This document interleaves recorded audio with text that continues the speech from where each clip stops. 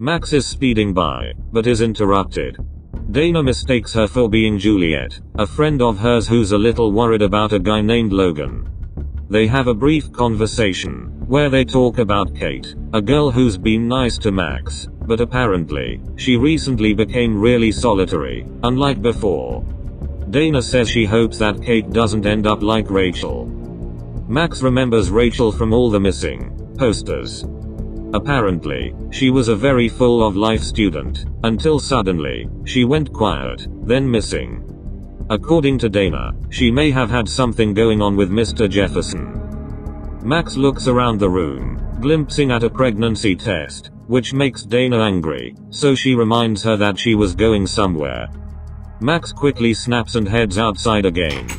Dana closes the door and looks down a bit. Max meets Warren at the lot, and he seems quite excited to meet her. She hands over the drive and Warren invites her to come chill in the car. She doesn't want to go over what happened earlier, but does talk about meeting Tiger, which makes Warren quite suspicious for some reason. She then goes on talking. Meanwhile, Warren almost falls asleep. He pulls out the waiting excuse when he gets called out for it. Max decides to also rest her eyes a little.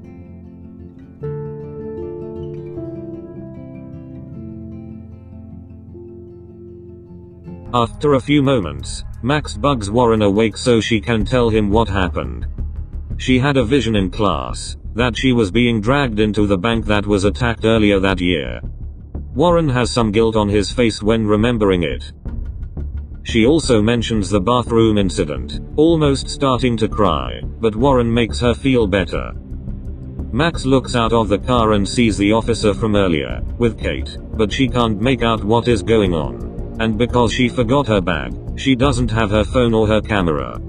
She heads outside to try and find them, but she can't. However, she meets the girl from the bathroom, who happens to be her childhood friend Chloe. She hops in the back to ride like the old days. Warren is still sleeping, but he is joined by Nathan, who received the photo Jefferson took of Max and Tiger walking together. Nathan talks about finishing their targets, with a deadline in 3 days, and then says they could move on to Tiger. Apparently, as Warren notes, the two had a fight with Tiger back in July, but it didn't go well for them. Warren, of course, uses this as an excuse that he should get some more sleep.